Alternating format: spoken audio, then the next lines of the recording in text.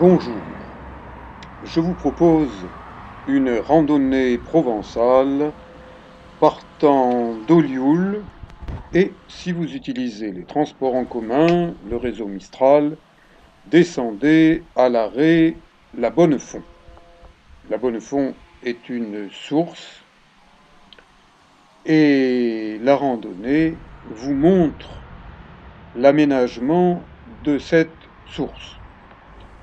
Suivez le balisage, empruntez le chemin du paradis et découvrez l'histoire locale de cette chapelle, théâtre de combat contre les Anglais. Et en fond de tableau, vous verrez un fort et même un château fort. Et en regardant du côté mer, eh bien, la Grande Bleue et les Hauts d'Olioul. Pour cette randonnée, commençons avec un balisage blanc et rouge. Choisissons notre itinéraire. Ne vous lancez pas à l'aventure d'une randonnée sans savoir où aller, sans connaître le temps de marche et les difficultés, car la randonnée est quelque chose de sérieux qui peut être dangereux si on croit tout savoir en s'engageant à la légère, sans équipement, sans eau, sans vivre pour une journée, sans une bonne assurance. Le mieux, c'est de s'inscrire dans un club de randonnée et d'apprendre à randonner avec des randonneurs connaissant les lieux. Ensuite, eh bien, vous pourrez reproduire certaines randonnées tout seul, ou bien vous lancer à l'aventure, mais je dis bien, la randonnée est une activité de pleine nature qui nécessite une bonne connaissance de la nature, une bonne connaissance de soi-même, une bonne condition physique. C'est à ce prix modique, écologique, qui entretient la forme à longueur d'année, qu'on devient randonneur. Cette randonnée est partie du village d'Olioul, à presque le niveau de la mer, et ensuite elle s'élève dans des collines, puis elle redescend jusqu'au niveau de la rivière Rep. Eh bien, cette petite rivière, quand il n'y a pas beaucoup d'eau, comme c'est souvent le cas, peut être extrêmement dangereuse en cas de forte pluie. Donc là encore, ne vous engagez pas sur le lit d'une rivière à la légère, car il pourrait vous en coûter cher. Une eau filtrée par le sol, qui rejaillit en certains endroits, qui disparaît en d'autres. Nous passons des gorges d'Olioul vers les gorges du Destel. Elles sont beaucoup plus resserrées, on appelle ça des gorges encaissées entre des massifs calcaires, avec une végétation qui fait plus penser à la jungle que à la Provence. Là encore, attention, vous pouvez vous perdre. Si vous ne suivez pas le balisage par rapport à l'endroit où vous voulez arriver, vous risquez de vous engager dans une direction différente et de vous perdre. Et on peut tout à fait se perdre en randonnant. Et quand on est perdu et que le soir arrive, eh bien, on est dans de mauvais draps. Donc, là encore, je le redis, apprenez à randonner avec des gens qui sont habitués à randonner. Inscrivez-vous dans un club, prenez une licence et assurance dans tous les sens du terme.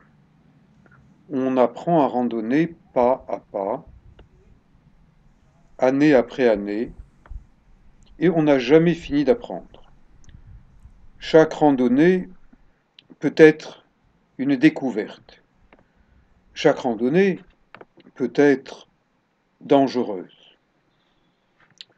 Je randonne souvent seul, et à ce moment-là, je suis bien plus prudent que bien des randonneurs qui se suivent à la queue leu en disant bon bah il y a le chef devant, il sait où on va, on ne risque pas de se perdre. Si vous randonnez seul, en groupe, en famille, eh bien ouvrez toujours les yeux, regardez où vous vous trouvez, réfléchissez à l'endroit où vous êtes.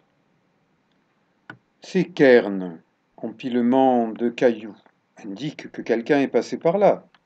Oui, mais dans quelle direction? Et où allait-il? D'où venait-il? Ça, les pierres ne vous l'indiquent pas. Les gorges du Destel ont de l'eau. En Provence, c'est quelque chose de rare. Dans le Var, c'est rare. Donc cette eau est propre, ces gorges sont propres, respectez-les.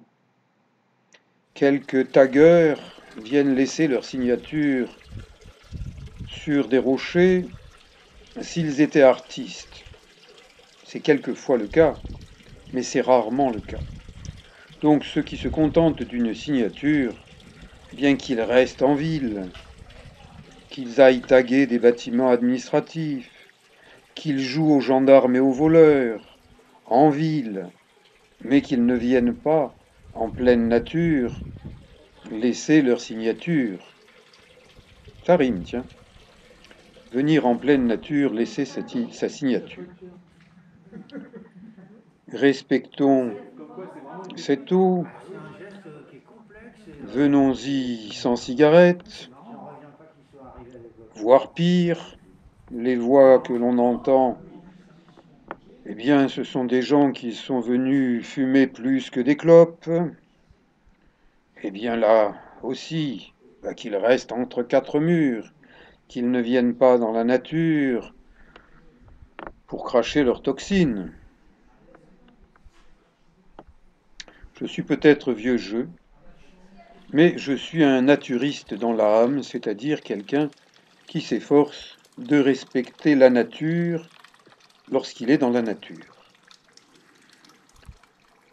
Les gorges du Destel sont étroites, elles sont encaissées. Le murmure de l'eau s'entend à condition de vouloir l'entendre. Laissez vos appareils musicaux à la maison quand vous randonnez.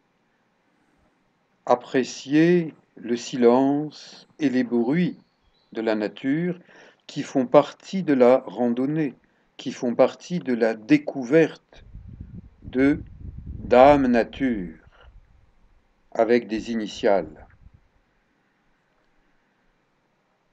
Certaines sections de cette randonnée du Destel ne sont pas si faciles. En utilisant un euphémisme, je dirais qu'elles sont délicates. En réalité, ça veut dire que certaines parties de cet itinéraire de randonnée dans les gorges du Destel est dangereux. Au pluriel, certaines parties sont dangereuses. Il n'y en a pas qu'une. J'ai rencontré quelqu'un qui a pris peur, il randonnait seul, il a fait demi-tour. C'est sûr, c'est mieux, mais mieux vaut quand on ne connaît pas un endroit y venir accompagner, guider. Vous voyez, on aperçoit des chaînes sur le côté. Elles sont là pour faciliter la progression. Mais lorsque vous voyez des chaînes, des points d'ancrage, d'assurage, dites-vous que ça n'est pas une randonnée facile. On ne marcha pas les mains dans les poches. Donc, avant de partir en randonnée, renseignez-vous sur le niveau de la randonnée, sur les difficultés spécifiques à cette randonnée. Et je le dis, cette randonnée dans les gorges du Destel est magnifique, mes images vous le montrent, mais c'est une randonnée délicate, voire dangereuse. Elle prend du temps, elle prend plusieurs heures, à moins que vous ne soyez un obsédé du chronomètre qui ne marche pas mais qui court. Eh bien, ça n'est pas un endroit pour courir. C'est un endroit pour marcher en appréciant Dame Nature. Lorsque vous voyez un itinéraire de déviation, eh bien, peut-être que c'est le moment de le prendre pour rattraper un sentier plus important et plus facile. Car si vous refusez cette offre, cette proposition, eh bien, vous courez au-devant de difficultés sérieuses, vraiment sérieuses. Lorsque vous verrez ce resserrement des gorges, vous allez buter sur une zone lisse. Il faut être une araignée pour la franchir. Et à ce moment-là, eh bien, soit vous faites demi-tour, vous reprenez votre itinéraire aller, soit eh bien, vous empruntez la voie du Dauphin. Mais la voie du Dauphin, quand il y a une chaîne et qu'elle est verticale, on n'est plus dans de la marche à pied. On n'est plus dans de la randonnée facile. On est dans du crapahut, c'est-à-dire le niveau qui est juste au-dessous de l'escalade. Donc si vous n'êtes pas un grimpeur, eh bien, ne vous retrouvez pas ici, car vous vous mettez en danger, vous et les gens qui sont avec vous. Là, j'ai rencontré une petite famille, papa, maman et leur enfant, qui commencent à apprendre l'escalade. Oui, mais qui commencent à peine et qui donnaient des signes et de fatigue et déjà d'un début de peur. Si vous avez peur en randonnée, c'est que vous n'êtes plus en randonnée. C'est que vous êtes dans le stade au-dessus.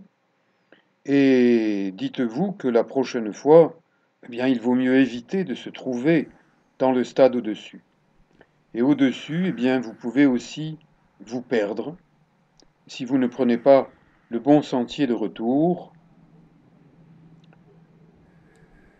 Je suis redescendu vers Toulon. J'ai fait une belle boucle. À bientôt.